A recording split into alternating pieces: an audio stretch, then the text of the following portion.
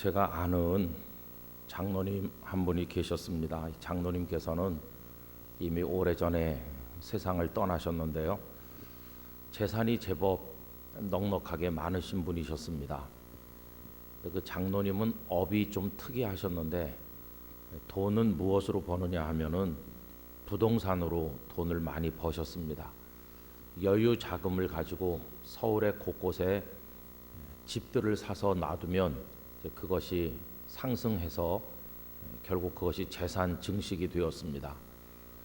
그런데 그분이 사는 집은 무슨 아파트라든지 아니면 일반 주택이 아니었습니다.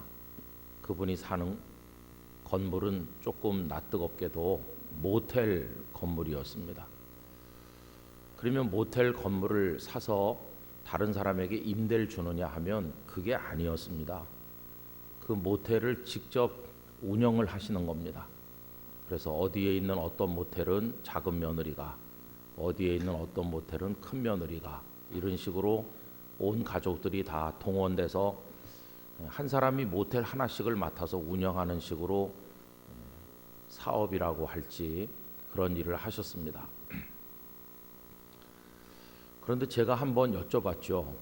장로님, 건물을 사고 파는 것은 이해가 됩니다. 그렇지만은 그 모텔을 운영하는 것은 조금 사회적 인식이 이상하지 않습니까? 그러니까 그 장로님 말씀이 에이, 목사님은 몰라서 그래요. 그러면서 돈 되는 걸 해야죠. 이렇게 말씀하셨어요. 그게 아마 그 당시에는 돈이 됐던 모양입니다. 그런데 우리 부산진교회 성도님들은 어떻게 느끼십니까? 장로님께서 그 러브 모텔을 운영하는 거, 하루에도 수많은 사람들이 드나들면서 그곳을 이용하는데 그게 일반 숙박업소와는 다르다는 것을 우리 다 알고 있는 거 아닙니까? 예수님을 믿는 사람으로 하기에는 좀 떳떳하지 못하고 부끄러운, 어떻게 보면은 그런 부끄러운 일을 조장하는 그런 일에 일조하는 그런 일이 아니겠습니까? 그런데도 이 장로님은 그 일을 중단하지 않으셨습니다. 그 일에 대한 판단은 우리 각자가 할 수도 있겠지만 글쎄요, 누구를 판단하는 것은 조금 그런 것 같고, 어쨌든 그런 장로님이 계셨습니다. 늘 제 마음에 그분을 볼 때마다 조금 그렇다 이렇게 생각을 했습니다. 근데 또 한 분의 이제 성도님을 제가 알고 있는데 그분은 한창 때 우리나라에서 유행했었던, 지금은 다 없어진 만화 가게를 하셨습니다. 여러분, 만화 가게가 이제는 거의 없죠. 아주 드물게 있다고 들었습니다. 그리고 잘 되는 곳은 지금도 잘 된다는 얘기를 듣기는 했습니다. 근데 만화 그러면 우리 어렸을 때 많이 드나들던 곳입니다. 가서 별로 소일거리가 없고 재미난 일이 없으니까 우리 꼬마 시절에 심심치 않게 어머니 용돈을 타서 드나들던 곳이 만화 가게였고, 그 만화 속에서 경험해보지 못한 새로운 세상을 경험하곤 했었는데요. 근데 그 만화가 어린이용 만화가 아니고 나중에는 성인용 만화가 등장을 하면서 낯뜨거운 만화들도 많이 등장을 했습니다. 이제 그러면서 그것이 뭐와 합쳐졌느냐 하면은 비디오 대여점과 합쳐지는 것이죠. 그래서 비디오를 또 거기 한쪽에서는 빌려주고 만화도 빌려주고 한쪽에서는 비디오를 보거나 만화를 보고 이제 이렇게 했습니다. 근데 그것도 역시 아주 잘 됐습니다. 그래서 그 집 식구들이 먹고 생활하는데 부족함이 없었고 오히려 돈을 저축할 만큼 상당히 성황리에 진행이 됐는데, 어느 날 그분은 갑자기 그 만화 가게 문을 닫았습니다. 사람들이 물어봤죠. 아니, 왜 만화 가게 그 잘 되는 걸 문을 닫습니까? 그러니까 그분의 대답은 딱 하나였습니다. 예수님 때문입니다. 이렇게 대답했습니다. 사람들이 또 재차 묻기를, 아니 만화 가게하고 예수님하고 무슨 상관이 있습니까? 하니까 이분이 아침에 문 열고 밤 늦게까지 앉아 계시는데 여러 가지 문제가 있더라는 것입니다. 첫째는 그 만화 가게나 비디오 가게는 늦게까지 하니까 새벽기도 가는데 굉장히 문제가 많습니다.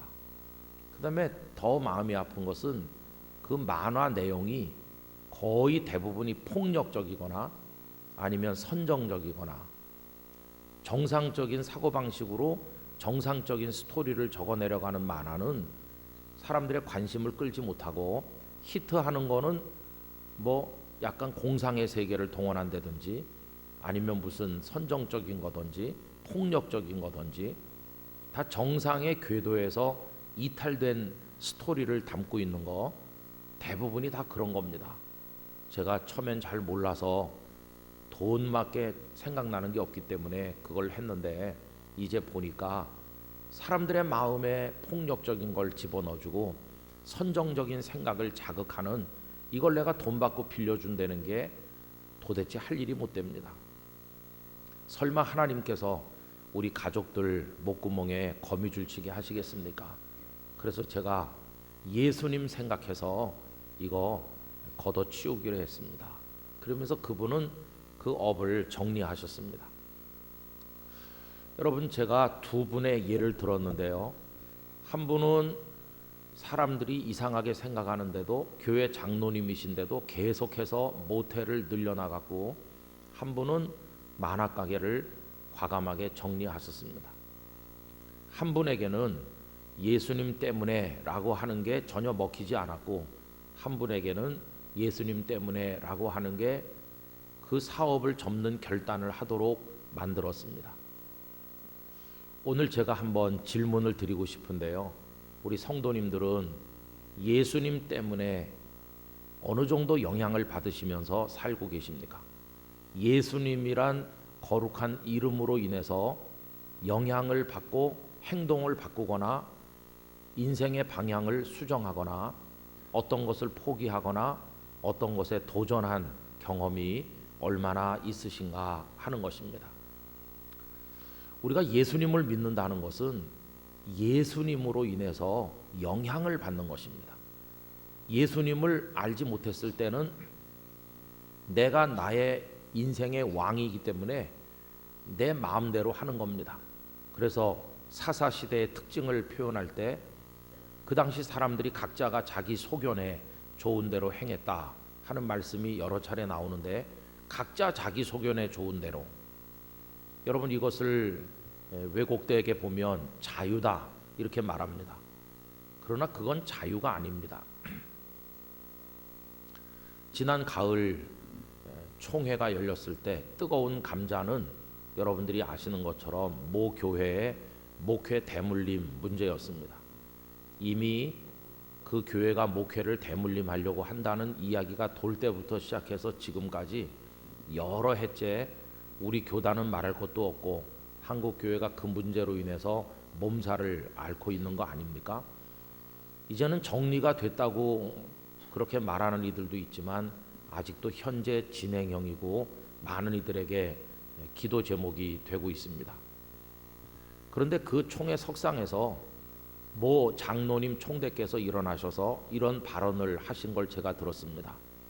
자유가 아니냐, 요지는 이거였습니다. 우리나라 헌법에도 자유가 있다는 것이 아주 기본권으로 명시되어 있고, 또 우리 교단 헌법에도 양심의 자유가 중요하게 규정되어 있는데, 왜 그 교회가 그렇게 하든지 말든지 자유롭게 하도록 해줘야지 왜 기본권인 자유를 침해하느냐, 이렇게 그분이 말씀을 하셨습니다. 여러분, 자유는 무엇일까요? 그냥 하고 싶은 대로 하는 게 자유이겠습니까? 저는 총회 끝난 그 다음 주간에 교회로 돌아가서 금요 기도회 시간에 성도들에게 자유에 대해서 말씀을 드렸습니다. 자유가 뭘까요? 그냥 나 하고 싶은 대로 하는 거다. 그래서 실제로 그런 일이 있었는지는 잘 모르겠지만, 예전에 우리가 해방되고 나서 나라가 건국되고 난 다음에 이젠 자유민주주의 국가다 하니까 교육을 많이 받지 않은 이들 가운데서 자유를 오해한 사람들이 뭐든지 할 수 있는가 보다 이렇게 생각하면서 애꿎은 사람의 발등을 팍 밟았다 그러지 않습니까? 그 사람이 왜 밟아? 그러면 자유야 이랬다고 하는 웃지 못할 일이 있었다는 얘기를 들었습니다. 실제로 있었는지 누가 만든 얘기인지는 잘 모르겠습니다만은 어쨌든 간 이 자유가 그렇게 되면 아주 타락한 방종으로 연결되는 것이겠죠. 그래서 제가 그분들에게, 우리 성도님들에게 참 자유, 그리스도인들이 추구해야 될 자유는 무엇일까 하는 것을 말씀을 드렸습니다. 여러분, 예수님께서는 우리에게 자유를 주시는 분이십니다. 갈라디아서 5장 1절에 보면 그리스도께서 너희를 위하여 자유를 주셨으니 다시는 종의 멍에를 매지 말라고 말씀을 하셨는데, 저는 그 구절을 너무너무 좋아합니다. 성경 전체에서 제일 좋아하는 몇 구절 중에 하나입니다. 자유를 누리는 거죠. 근데 그 자유는 우리가 생각하는 식으로 내 마음대로 하는 자유를 말하는 건 아닙니다. 여러분, 우선 예수님은 우리에게 어떤 자유를 주셨느냐 하면 십자가 보혈의 공로로 우리를 죄로부터 벗어나게 함으로 죄에서 자유를 얻게 하여 주셨습니다. 그래서 찬송을 부르죠. 죄에서 자유를 얻게 함은 보혈의 능력, 이렇게 우리 찬송합니다. 여러분 모두가 죄의 속박으로부터 자유케 되시기를 축복합니다. 여러분, 죄는 우리를 올가매는 거죠. 그래서 죄를 지은 사람은 양심이 불안해서 견딜 수가 없습니다. 영화 제목도 그 비슷한 게 있죠. 그해 여름에 네가 한 일을 나는 알고 있다. 그러면 사람들은 양심이 전율을 일으킵니다. 부끄럽죠. 들킬까봐 조마조마하죠. 이 죄는 우리를 그렇게 얽매이도록 만드는 겁니다. 근데 예수님으로 인해서 죄로부터 완전한 자유를 얻게 해주셨으니 여러분, 우리 하나님께 영광과 찬송을 올려야 될 줄로 믿습니다. 아무리 많은 죄, 아무리 큰 죄, 아무리 시커먼 죄, 도저히 씻을래다 씻을 수 없는 죄를 지었다 할지라도 예수님 안에서는 그날 그 시로 해결되는 것입니다. 또 두 번째로 예수님은 무엇으로부터 자유케 하셨느냐? 죽음으로부터 자유케 하셨습니다. 죄의 싹은 사망이요, 죄는 죽음을 가져오게 돼 있죠. 아담과 하와에게 너는 흙이니 흙으로 돌아가라 하시지 않았습니까? 사람들이 가장 두려워하는 것 중에 하나가 죽음입니다. 그래서 동네 뒷골목에 꼬마들도 놀면서 화나면 너 죽을 줄 알아 이러잖아요. 여러분, 죽음으로 위협하는 게 꼬마 때부터 하는 짓입니다. 죽음은 모두를 긴장시키고 그리고 울게 만들고 겁먹게 만듭니다. 그런데 예수님은 우리들에게 죽음으로부터의 자유를 선물해 주셔서 참 예수님을 믿는 사람은 죽음의 순간에 눈이 열려 영생의 나라를 바라보면서 오히려 하나님을 찬송하다가 하나님께로 가게 하시는 것입니다. 얼마나 놀라운 은혜입니까? 저는 어떤 목사님, 요 경주에서 목회하시다가 은퇴하신 김수영 목사님이란 분의 임종을 끝까지 잊지 못했지만 거의 끝까지 지켜본 경험이 있습니다. 그분은 70세에 경주에서 은퇴하시고 제가 부목사로 있던 그 교회에 올라오셔서 출석을 하셨습니다. 그 아드님이 한 분 계셨는데 아드님이 이태원에서 약국을 크게 했고 아드님이 부모님을 이제 모시게 된 겁니다. 그러면서 아드님이 출석하는 그 교회에 등록을 하시고 이제 다니시게 됐습니다. 그 담임 목사님하고도 평소부터 안면이 있으셨기 때문에 아주 기쁨으로 열심히 교회를 출석하셨는데 오래 살지를 못하셨습니다. 70에 은퇴하시고 올라오신 목사님은 3년 후에 하나님의 부르심을 받으셨습니다. 건강하신 것 같았는데 그분 장기 깊은 곳에 암이 퍼져 있는 것을 뒤늦게 알게 된 것입니다. 그래서 서울 백병원에서 수술을 받으셨는데 기력이 쇠하셔서 그런지 겉은 다 수술 자국이 잘 아무렇고 그런데 이 속에서 뭔가 잘못돼서 계속 출혈이 속에서 생겼다고 합니다. 하혈을 많이 하셨습니다. 그러니까 수혈을 아무리 해도 빠져나가는 피가 더 많다 보니까 이제 그 암과 상관없이 그 수술 후유증으로 돌아가시게 되는 것이죠. 밤 한 2시나 됐는데 사택으로 전화가 와서 빨리 병원으로 와야 되겠다 연락을 받고 제가 달려갔습니다. 갔더니 그 병실이 제법 큰 혼자 쓰시는 병실이었는데요. 거기 사람들이 한 20몇 사람이나 모여 있었습니다. 그 아드님, 따님, 가족들, 손자, 손녀까지 다 오고 의료진들이 다 오고 우리 교역자들이 다 가니까 사람이 제법 많았습니다.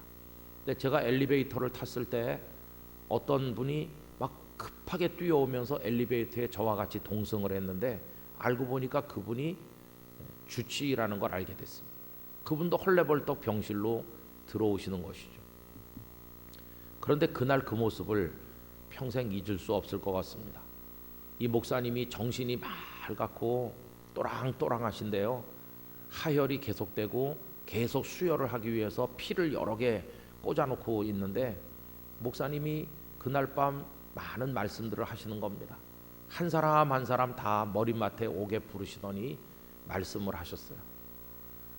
제가 기억에 남는 몇 마디가 있습니다. 사모님에게는 목사에게 시집 와서 고생 많았는데 이제는 아들이 하자는 대로 하면서 하나님 잘 믿고 천국에서 만납시다. 아이들한테까지 예수님 잘 믿으라고 다 당부하고, 그리고 저보고는 예수님 잘 믿으면서 좋은 목사 돼서 예수님 잘 믿게 하라고 저한테까지도 말씀하시고, 그리고 그 주치의 선생님에게 이런 말씀을 했습니다. 선생님, 날 위해서 많이 수고하시고 주무시다 이 밤에 뛰어오게 해서 미안하다고. 그런데 이제는 그동안은 내가 선생님 말씀을 잘 들었는데 이제는 선생님이 내 얘기를 좀 잘 들으면 좋겠다고. 그러면서 하시는 말씀이, 날 똑똑히 보세요. 선생님은 이 분야에서 소문난 명의로 알려져서 우리 아들이 물색해서 나를 선생님께 맡겼는데 이게 선생님의 한계입니다. 선생님이 나를 위해 최선을 다한 거 아는데 이게 선생님의 한계입니다. 나를 더 살릴 수 없지 않느냐고. 나는 선생님이 자신의 한계를 아는 의사가 되기를 원합니다. 선생님은 육신을 치료하는 의사였다면 나는 영혼을 치료하는 의사로 평생 살았는데 이제는 내 치료를 받으라고.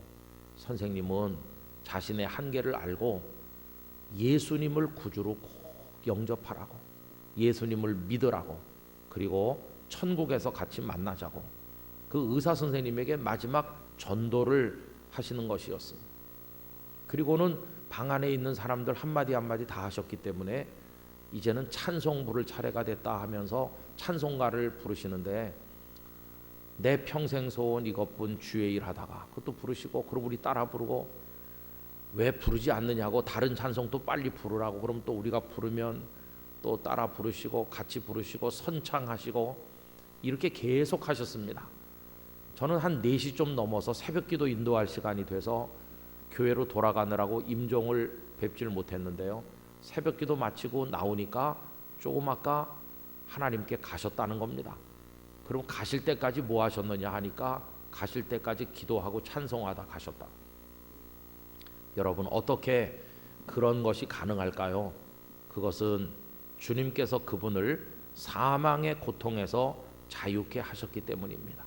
영생의 나라를 바라보는 눈이 열렸기 때문에 죽음도 위협하지 못하는 것입니다. 또 주께서 우리를 자유케 하셨다는 건 뭐냐 하면 우리를 마귀의 손에서 벗어나게 하셨습니다. 그 이전까지는 마귀가 우리를 위협하고 공격하고 그렇게 했었지만 이제 사망의 고통에서 벗어나 하나님의 자녀로 우리 신분이 바뀌고 나면 이제는 마귀에게 끌려가는 것이 아니라 마귀, 사탄 물러가라 이렇게 명할 수 있는 영적 권위가 우리들에게 생기는 것입니다. 존귀하신 하나님의 아들과 딸이 되었기 때문입니다. 그래서 죄와 사망과 마귀의 손에서 우리를 건져 풀어주시는 해방, 이 자유, 이게 갈라디아서 5장 1절 이하에 나오는 축복이죠. 또 그리스도께서 우리에게 주신 자유는 이겁니다. 내 염려와 걱정과 근심을 다 내게 맡기라 하시면서 우리가 그분께 맡길 때 얻는 자유, 그게 갈라디아 5장 1절의 말씀이라고 생각합니다. 여러분, 저는 땅끝교회에서 목회할 때도 그랬고 지금도 마찬가지입니다만은 이 맡김이 가져다주는 자유의 은총이 얼마나 큰지 정말 행복한 축복이라고 생각합니다. 사실 목회라고 하는 것은 쉬운 건 아닌 것 같습니다. 설교도 잘 해야 되고요, 인간관계도 잘 해야 되고요, 또 교회 행정적인 절차도 너무 무디면 안 되고 적절한 판단을 해야 되고, 소외되는 성도가 없도록 잘 살펴야 되고, 또 영적 능력이 있어서 병들고 고통받는 성도들에게 위로가 될 수 있어야 되고, 마치 종합 예술처럼 잘 할 수 있어야 그게 목회를 잘 할 수 있다고 하는데, 우리가 얼마나 연약하고 부족합니까?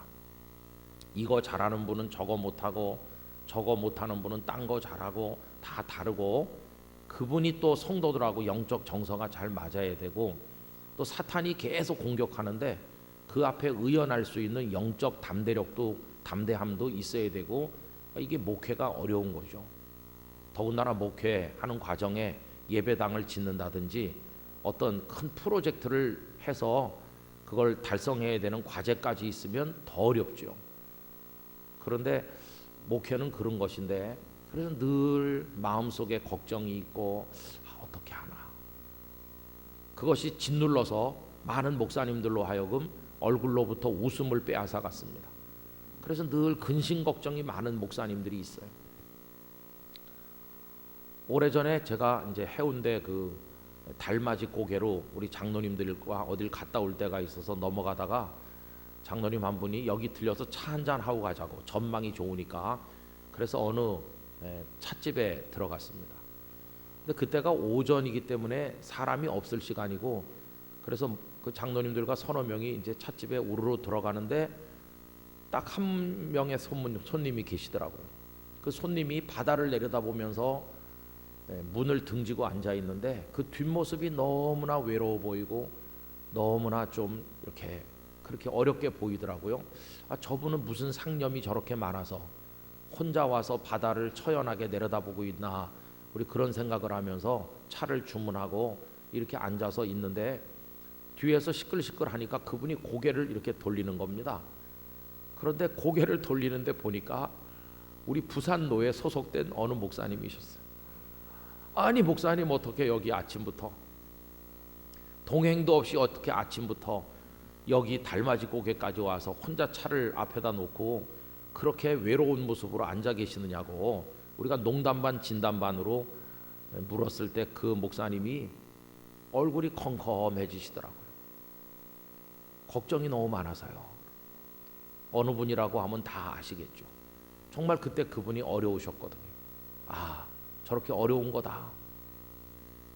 그분이 애써서 웃으시면서 우리와 조금 얘기를 했습니다마는 우리가 들어온 게 방해가 돼서 그 목사님은 조금 있다가 먼저 가셨습니다. 근데 마음에 뭔가 털어내지 않으면 안 되는 게 많아가지고 혼자서 거기 오신 거겠죠. 조용히 뭐 생각이라도 좀 정리하려고 오신 게 아닌가 하는 생각이 들었습니다. 뭐 저도 예외는 아니죠. 그런 무거운 짐을 지면서 이거 어떻게 감당할까? 하나님께서 터득하게 하신 진리, 그게 이겁니다. 다 맡겨라. 맡기면 너는 자유로워진다. 제가 영락교회로 가니까 사람들이 걱정을 많이 해주셨습니다. 거기는 사람도 많고 일도 많고 사고도 많고, 아시는 분은 좀 아시겠습니다만은 영락교회가 한 30수년 동안 아주 계속 어려웠습니다. 사고도 많이 나고, 주일날 천장이 무너져 깔려 죽는 사람도 있었고, 해외 선교 나갔던 아이들이 죽기도 하고 싸우기도 하고, 뭐 여러 법적 투쟁, 하여튼 뭐 늘 30몇 년 동안 예배당 앞에 담임 목사님 물러가라고 현수막 붙이고 투쟁하는 분도 계셨고, 하여튼 뭐 그렇게 복잡한, 조용할 날이 없는 그런 어려운 시간들을 보내왔습니다. 그 과정에 성도는 계속 감소해가지고 젊은이들은 다 빠져나가고 아주 어려운 지경에 있는 교회죠. 그래서 옛날에 한경직 목사님 계실 때 영락교회하고는 판이하게 다른 교회로 바뀌어져 있었습니다. 성도들이 거기 가서 어떻게 감당하겠나, 정말 걱정이죠. 땅끝 교회는 장로님들이 얼마나 협력을 잘해 주시고 그저 뭐 걱정할 거 없도록 다 이렇게 하시고 그랬습니다. 뭐 당회도 재직회도 그냥 일사불란하게 다 진행하시고 그렇게 하셨는데, 거기 가니까 당회 오는 사람이 한 100여 명 되거든요. 그래가지고 다 둥그렇게 겹으로 앉아서 각자 앞에 마이크가 다 있어가지고 무슨 큰 국제 회의라도 하는 것 같이 당회를 해야 되고, 야, 이거 어떻게 해낼 수 있나. 근데 여기서 터득한 원리가 있잖아요. 맡겨라. 그러면 자유를 얻는다. 그래서 맡기는 거죠. 제가 거기 간지 얼마 안 돼 가지고 서울에 아주 규모가 큰 모 사립대학교에서 교수들 예배 드리시는데 설교해 달라고 그래서 갔습니다. 교수님들 수백 명 이제 오시는데 그 교목실에서 그 행사를 주관하더라고요. 교목실장님이 만나 가지고 차 한잔 하고 갑시다. 그래서 앉았는데 교목실장님이 제가 앉아서 잠깐 기도하고 눈을 뜨니까 첫 번째 던진 질문이 이겁니다. 아, 요새 스트레스 많으시죠? 이게 인사말이었어요. 어서 오세요도 하기도 전에 요새 스트레스 많으시죠? 그래서 제가 스트레스 없어요. 그러니까 정색을 하고 다시 물어봤습니다. 진짜 스트레스가 없어요? 그래서 스트레스 없습니다. 그러니까 그래서 제가 또 되물었어요. 목사님은 교목실장 하시면서 스트레스가 많으십니까? 그러니까 스트레스가 너무 많아서 못 살겠다고 말씀하시더라고요. 그러면서 목사님은 어떻게 스트레스가 없느냐고. 그래서 제가 이랬죠. 걱정거리는 많으나 스트레스는 없습니다. 걱정 없는 사람은 없죠. 여기 계신 여러분들도 살다 보면 계속 걱정은 있을 겁니다. 그렇죠? 하루도 인생이 조용할 날이 없으니까. 그러나 여러분, 모든 염려와 근심 걱정을 주께 맡겨버리시기 바랍니다. 맡기면 자유가 오는 거예요. 주님께서 알아서 하신다. 합력하여 선이 되게 하실 줄로 믿습니다. 그냥 맡기는 거죠. 여러분, 갈라디아 5장 1절의 자유는 바로 그런 겁니다. 이야기가 조금 다른 데로 간 것 같지만 주께서 주시는 자유는 그런 거지, 내가 하고 싶은 대로 하는 게 자유가 아닙니다. 오히려 그리스도인의 자유는 승화되면 그 반대의 모습을 가지게 됩니다. 여러분, 바울 사도는 서신을 쓸 때마다 그 앞에 뭐라고 씁니까?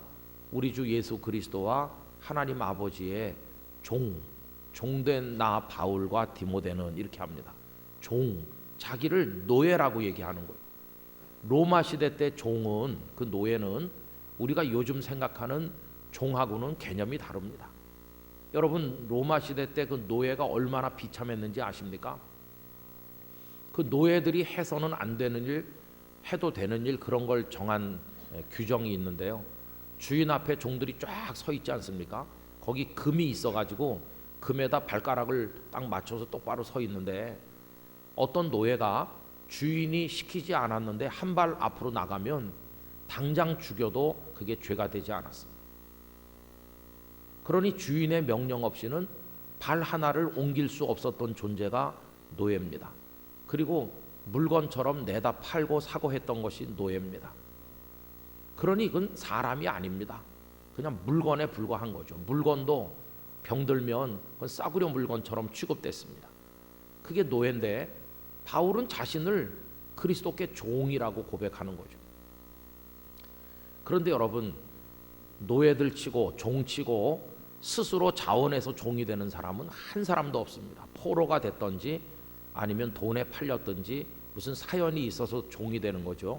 스스로 종이 되는 사람은 없는 거죠. 그런데 바울 사도가 하나님과 주님의 종이 된 것은 그가 억지로 끌려와서 종이 된 게 아닙니다. 그는 스스로 종이 된 겁니다. 스스로 자유로 종이 됐어요. 자유를 어디에 사용했냐 하면 종이 되는데 자유를 사용했어요. 종 아닌, 누리면서 이것저것 자기 마음대로 하면서 살 수 있는 그 삶을 포기하는 자유를 그가 사용하는 것이죠. 자기 기득권, 권리, 좋은 거, 이 땅에서의 행복을 추구할 수 있는 자유를 스스로 포기하는 자유, 버릴 수 있는 자유, 그 자유를 그가 누리고 이제는 자원하는 마음으로, 기쁨으로, 우러나는 심정으로 종이 된 겁니다. 종들은 끌려왔기 때문에 다 슬프고 우울한데, 바울은 자발적으로 종이 됐기 때문에 기쁨이 충만했습니다. 이게 자원하는 종이죠. 여러분, 그가 그렇게 할 수 있었던 것은 예수님을 바라보았기 때문입니다. 예수님께서는 하늘 보좌에서 영광을 누리실 분이신데 그분이 억지로가 아니라 우리를 사랑한다는 한 가지 이유 때문에 자발적으로 그 영광의 보좌를 다 던져버리시고 이 땅에 사람의 모양으로 내려오시고 십자가에 죽기까지 복종하셨는데, 십자가에 달려 죽는 죄수는 종보다도 더 아래입니다. 여러분, 종은 그래도 숨쉬고 살려는 두는데 종보다도 더 못한 게 십자가에 죽는 죄수죠. 예수님은 종보다 더 낮은 자리에 우리를 위해서 달리셨습니다. 근데 그것이 억지로가 아니라 우리를 향한 사랑으로, 자원하시는 사랑으로 우리를 위해 죽으신 걸 바울 사도가 알기 때문에 주께서 당신의 자유를 버리셨으니 나도 당신을 위해 나의 자유를 버리겠습니다. 그러면서 그리스도의 종이 된 것입니다. 여러분, 1520년에 마틴 루터가 몇 가지 소논문을 발표했는데 그 중에 하나가 그리스도인의 자유에 관한 것입니다. 여러분, 성도의 자유는 내 욕망에 따라서 하고 싶은 거 다 하고 하고 싶은 말 다 하고 하는 게 자유가 아니라 예수님 때문에 하기도 하고 예수님 때문에 하지 않기도 하는 걸 그리스도인의 자유라고 말하는 것입니다. 근데 그게 왜 자유냐? 속박이 아니고 자유인 이유는 기쁨으로 하니까요. 그럼 어떻게 기쁨으로 하냐? 예수님을 사랑하면 기쁨으로 하게 됩니다. 예수님을 사랑하면 기쁨으로 하는 거죠. 그 쿼바디스라고 하는 생케비치의 작품에 보시면 거기 이제 주인공이 등장을 하는데요. 거기 리디아라고 하는 어여쁜 처녀가 등장을 하고 또 그 집에 이제 그 비니키우스라고 하는 젊은 집정관이 그 리디아라고 하는 처녀를 사랑하면서 그 과정에 그리스도인으로 변화돼가는 이야기가 밑바닥에 깔려 있습니다. 근데 그 비니키우스에게는 네로의 측근 중에 측근인 페트로니우스라고 하는 아주 고결한 인격을 가진 귀족이 있습니다. 근데 그 페트로니우스는 그 타락한 로마의 문화에 물들지 아니하고 기독교인은 아니지만 그래도 자신의 정신 세계를 오염되지 않게 지키려고 노력하는 사람인데 그 집에 많은 노예들이 있죠. 근데 그 노예 중에서 에우리켄가, 제가 그 이름을 정확히 기억하는지 모르겠는데요, 아주 예쁘고 아름답고 정숙한 한 여자 노예가 있습니다. 근데 페트로니우스는 그 여인에게 별 관심이 없습니다. 그런데 그 에우리케는 자기 주인님을 너무너무 사랑합니다. 그 페트로니우스가 너를 풀어줄 테니 너 가고 싶은 대로 자유를 가지고 가라고 합니다. 마지막에 네로에게 실망한 그가 자기 팔목을 그어서 자살하는데 죽기 전에 그 에우리케를 풀어서 보내주려고 합니다. 근데 이 여인은 자기 주인님을 너무 사랑하기 때문에 풀어준다고 하는데 마다하고 이 집의 끝까지 종으로 남게 해달라고 요청합니다. 종으로 남을 뿐만 아니라 그 마지막을 주인과 함께 하는 거죠. 여러분, 사랑은 힘든 일, 심지어 죽음까지도 기쁨으로 맞이하도록 만드는 힘이 있습니다. 주님께서 우리를 사랑하셨기 때문에 당신께서 영광의 보좌를 버리고 이 땅에 오셔서 십자가를 지신 것인데 바울 사도는 그걸 터득한 것이죠. 예수님을 사랑하니까 예수님의 종이 되는 게 고통이거나 무거운 짐이 아니라 오히려 인생 최대의 축복이 되는 것이고 기쁨이 되는 것이죠. 그래서 여러분, 바울은 평생 어디 가서나 나는 종이다 이렇게 말했어요. 그런데 오늘 우리는 우리 스스로를 바울처럼 종이라고 부를 때도 있지만 바울이 자신을 종이라고 부를 때에 그 영적인 충만함을 잘 이해하지 못한 채 습관적으로 우리를 종이라고 부르는 것은 아닌가 하는 반성을 해보게 됩니다. 그리고 이제 다른 분을 부를 땐 또 우리 어떻게 합니까? 그냥 장로님, 목사님 이렇게 하면 될 걸, 내가 종이니까 저분도 종이다 그러면서 주님의 종 이렇게 하니까 조금 미안한 것 같으니까 종 끝에 우린 또 님자를 붙입니다. 주님의 종님. 여러분, 종님이란 말은 존재하지 않습니다. 누가 종을 님을 붙입니까? 종놈이죠, 종놈. 종은 종놈이지 종님이 아닙니다. 이 종은 남이 불러주는 호칭이 아닙니다. 예수님을 정말 사랑하는 사람이 스스로를 전 존재를 그분께 드릴 때 주여 나는 당신의 종입니다 하는 거지, 남이 그분 보고 넌 종이야 근데 님이야 이렇게 하는 거는 이게 어법에도 안 맞고 영적으로도 신학적으로도 안 맞는 것이죠. 여러분, 우리는 그래서 주님의 종으로 사는 것입니다. 그러면 주님의 종으로 사는 우리는 어떻게 사냐? 100% 주인의 말씀을 순종하며 사는 겁니다. 그 총회석상에 어떤 장로님이 마음대로 하는 게 자유인데 왜 총회가 간섭하냐 이런 어조로 말씀하셨거든요. 그래서 제가 성도들에게 그게 아니라고, 우리가 추구해야 될 자유는 마음대로 하는 게 아니라 주님 때문에, 예수님 때문에 내가 하고 싶은 걸 다 관둘 수도 있고 하기 싫은 걸 해야 되는, 근데 그게 기쁨으로 하게 되는, 그게 그리스도인의 자유입니다. 그 영락교회 성도들에게 자유의 개념을 그렇게 말씀을 드렸습니다. 부산진교회 성도님들이 그리스도께서 주시는 자유를 그분이 원하시는 대로 잘 누리신다면 성숙한 성도가 되실 거라고 믿습니다. 바로 거기에 그걸 어떻게 누리느냐에 따라서 진짜 예수님을 믿는 사람이 될 수도 있고 가짜일 수도 있고 그런 것입니다. 정말 예수님을 믿는다면 자기 자유를, 인간적 자유를 다 반납하고 그분의 뜻에 100% 순종하는 그분의 종이 되는데 기쁨으로 되는 겁니다. 그게 예수님으로 인해 영향을 받는 삶이죠. 나는 이걸 꼭 가지고 싶은데 예수님께서 원하시지 않은 것 같다. 그러면 포기하는 겁니다. 누가 옆에서 왜 포기해요? 그러면 예수님 때문에. 예수님으로 인해 영향을 받는 거죠. 예수님으로 인해 영향을 받는 삶을 살아야 되고, 그게 일부에 영향받는 게 아니라 먹고 마시고 입고 누리는, 결혼하고 살아가는 전 영역에서 영향을 받아야 되죠. 여러분, 예수님을 진짜 믿는 사람은 돈을 벌어도 예수님의 영향을 받아서 돈을 벌어야 됩니다. 사기하고 속임수를 쓰고 편법을 동원해서 돈을 벌어서 11조만 많이 바치면 장땡이다, 그거는 아닙니다. 그래서 제가 아는 어느 목사님께서 평택에 가서 목회를 전에 하셨는데요, 한 300명 모이는 그 교회 갔더니 목사님이 큰 고민이 생겼어요. 거기 미군 기지가 있기 때문에 거기 출석하는 이들 가운데 포주 집사들이 많더라는 거예요. 미군이 바뀔 때마다 여성을 소개해주고 돈을 챙기는 포주, 창녀촌의 포주와 별 다를 바가 없죠. 그런데 포주 노릇해서 번 돈으로 11조 바치고 그 11조가 내 생활비로 지급되고 있다고 생각하니까 목사님이 못 견디는 거죠.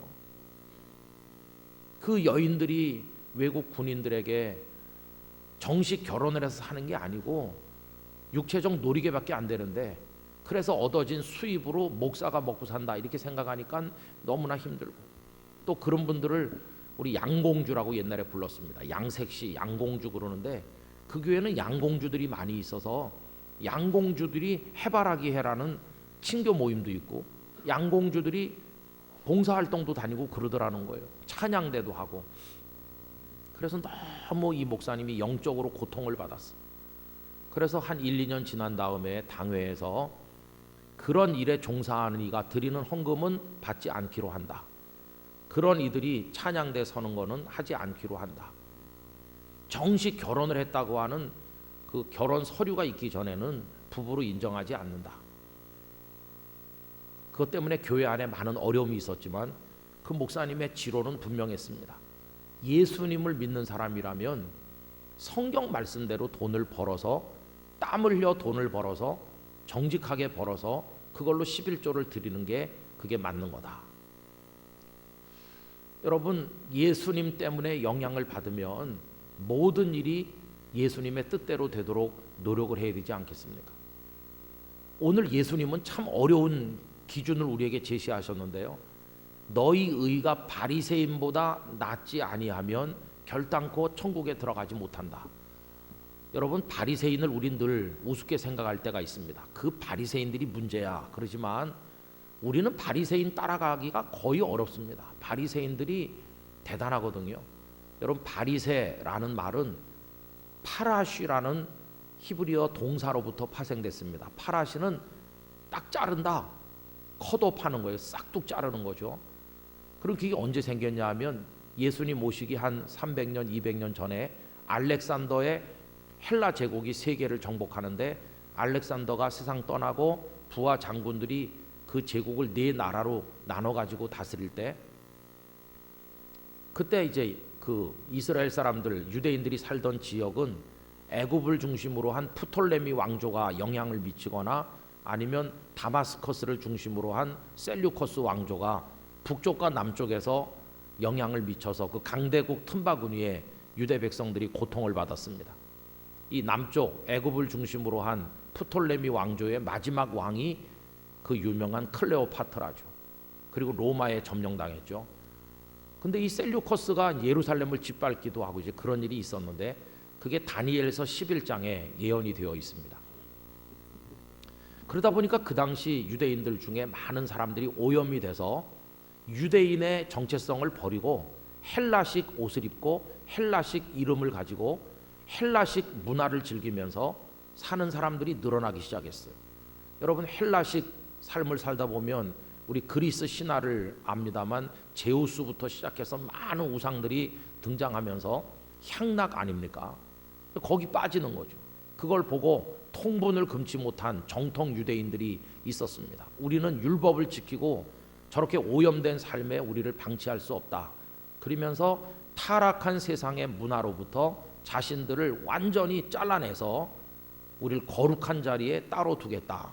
이렇게 했던 사람들이 결국 그 후예들이 바리새인이 된 겁니다. 그러니까 바리새인들은 세속에 물들지 않고 율법에 따라 경건하게 자기를 지키려고 했던 그런 동기에서 출발한 사람들이죠. 그런데 그게 한 200여 년 지나는 동안에 예수님 때 와서는 알맹이는 없고 껍데기 형식만 남아서 예수님의 비판을 많이 받은 겁니다. 그런데 그들이 얼마나 율법을 철저하게 지켰는지 여러분 아시잖아요. 마태복음 23장에 예수님의 책망이 나옵니다. 화 있을진저 너희 서기관과 바리새인들이여 하면서 쭉 책망하시는 말씀 가운데 너희가 박하와 회양과 근체의 11조는 드리면서도 의와 인과 신과 이는 버렸다 이렇게 책망하잖아요. 근데 그들이 11조를 드리는데 박하와 회양과 근체의 11조까지 드린다. 여러분, 쉽게 말하면 이런 겁니다. 우리가 11조를 어떻게 드립니까? 한 달에 100만 원 내가 월급 받는다 그러면 우리 10만 원 11조 드립니다. 그러면 여러분, 친구가 어느 날 10,000원짜리 점심을 날 사주면 친구가 밥 사준 데 대해서는 11조 드리십니까? 아마 11조 드리는 분 없을걸요. 내 월급에 대해서는 11조를 드리지만 친구가 나 밥 사줬다. 그럼 10,000원의 수입이 생겼으니까 1,000원을 11조로 바쳐야지. 그렇게 하는 사람 아마 우리나라에 없을 겁니다. 또 누가 나에게 선물을 하나 줬다. 겨울이 됐다고 따뜻한 장갑을 10,000원짜리 하나 사주더라. 그럼 그 1,000원 11조 드리십니까? 안 드리죠. 근데 바리새인들은 그런 부스러기 선물이나 부스러기 수입에 대해서까지도 철저하게 11조를 바쳤다는 거예요. 그 정도 수준에 그들이 도달해 있었습니다. 우리가 따라갈 수 없어요. 그런데 예수님은 그들보다 더 낫지 않으면 천국에 못 들어간다. 오늘 이 마태복음 5장 본문에서 거의 불가능한 수준을 우리에게 제시하시는 겁니다. 그러니까 여러분, 예수님을 믿는 사람들이 남보다 평균보다도 못하게 사는 거는 이건 말도 안 되는 거예요. 그건 예수님을 믿는 게 아닙니다. 예수님을 믿는다는 것은 무엇이냐? 그분의 종이 되어서 그분이 원하는 뜻대로 사는 건데, 그렇게 살다 보면 오늘 설교 제목 그대로 남과 다르게 구별되게 거룩하게 살 수밖에 없게 되는 것입니다. 근데 여러분, 그렇게 사는 건 참 쉬운 일은 아니죠. 저는 늘 평생 눈 때문에 고생을 많이 했고 지금도 하고 있습니다. 그 이유는 요 왼쪽 눈 요 아래를 초등학교 2학년 때 이 고무줄에 돌멩이 넣어서 이렇게 날리는 거 있잖아요. 고무줄 새총. 그걸 제가 여기 맞은 거예요. 그러면서 쭉 찢어지면서 피가 팍 쏟아지고 동네 병원에 가서 꿰맸습니다. 그런데 며칠 지나도 눈을 뜰 수가 없고, 그러니까 영등포에 가면 기만과라고 있었는데 옛날에 기만과에 갔더니 눈 속에 큰일이 났다고. 그래서 제2 한강대교가 그때 처음 생겼는데 영등포에서 신촌 세브란스 병원까지를 한 6달을 주말만 빼고 매일 다녔습니다. 갔더니 눈동자 속에 그 충격으로 인해서 눈조리개, 홍채죠. 요새 뭐 홍채 인식도 많이 하는데 홍채가 그 압력에 의해 가지고 다 파열돼서 찢어졌고, 그러면서 거기 혈관에서 피가 흘러나와서 이 안에 그 피가 많이 고여 있다는 겁니다. 그래서 그 피를 삭히게 만들고 뭐 이렇게 하는데 오래 걸렸어요. 그러나 홍채가 다 찢어졌기 때문에 이제 뭐 빛의 양을 조절을 못하죠. 카메라에도 조리개가 있는 건데 조리개 없는, 조리개 망가진 카메라처럼 됐어요. 그 다음부터는 이게 이상하게 보이고 얼마나 눈이 피곤하고 아픈지 잘 보이지도 않고 이쪽 눈까지 갑자기 다 나빠졌어요. 그리고 눈이 늘 아프고 고통을 많이 받죠. 그러면 그렇게 해서 다쳤으면 그 아이의 어머니가 우리 집에 와서 아이고 미안합니다 그러면서 이거 얼마 안 되지만 치료하는 데라도 보태세요. 그래야 될 거 아니겠어요?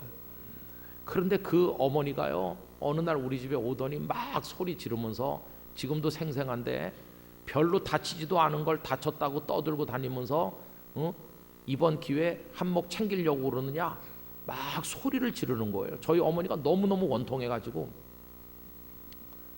아니 와서 미안하다고 그래도 시원치 않을 판인데 회복할 수 없는 부상을 입었는데 그분은 오셔가지고 우리가 팔자 고치려고 한다고 막 악담을 저주를 퍼붓는 거예요.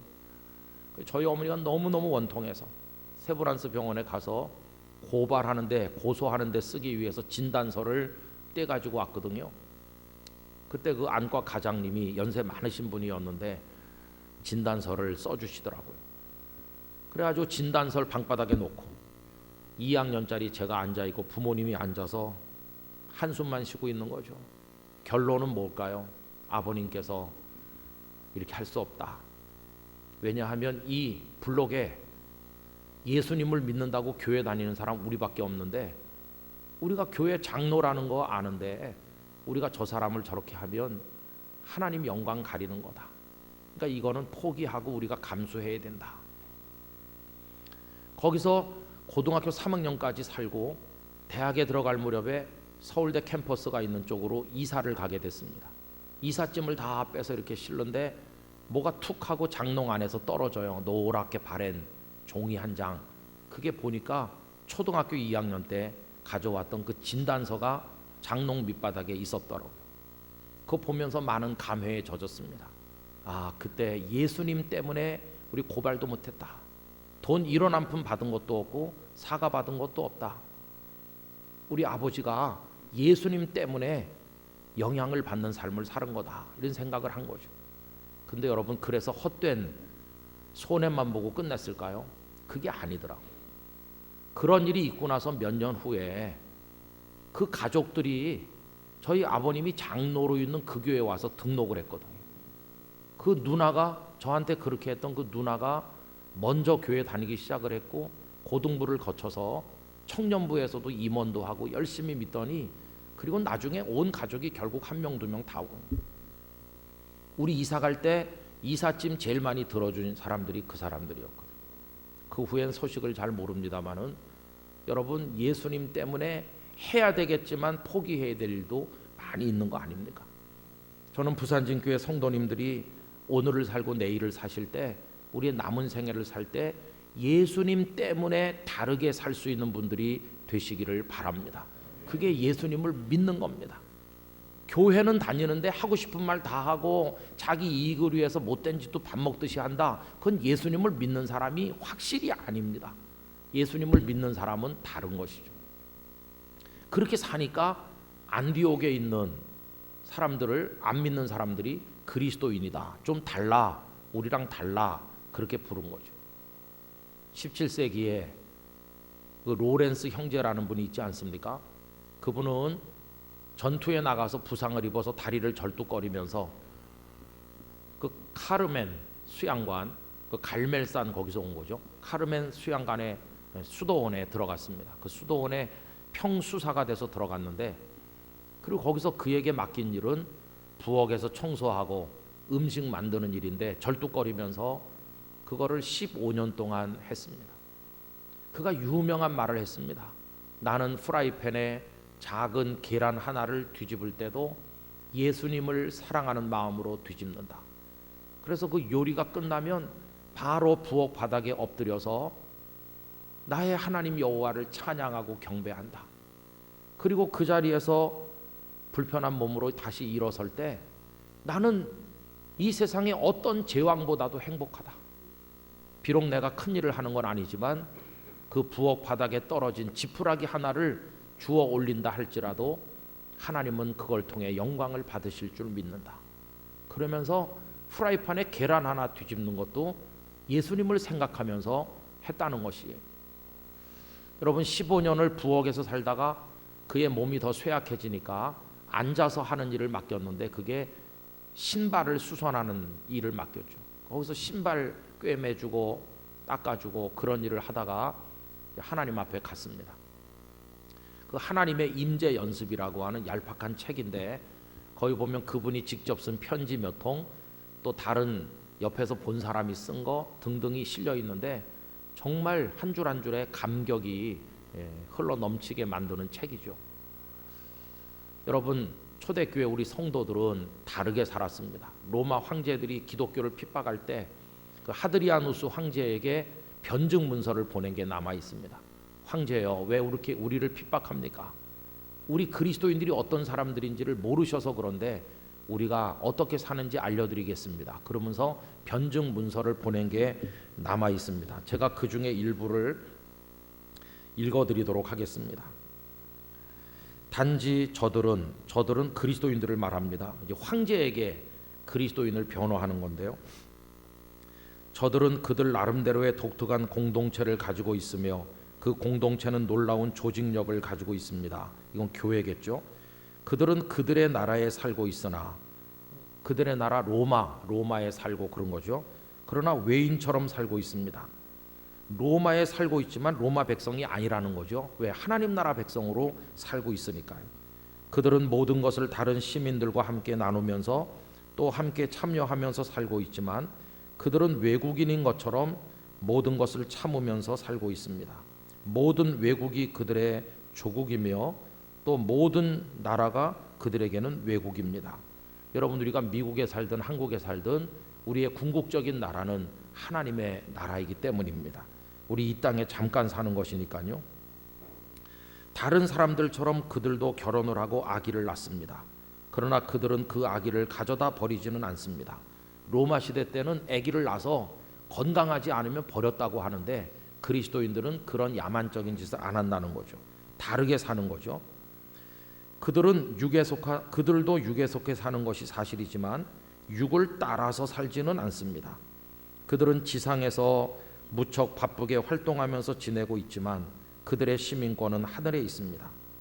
그들은 모든 법에 순종합니다. 그러나 그들은 법 이상의 행동을 하는 사람들입니다.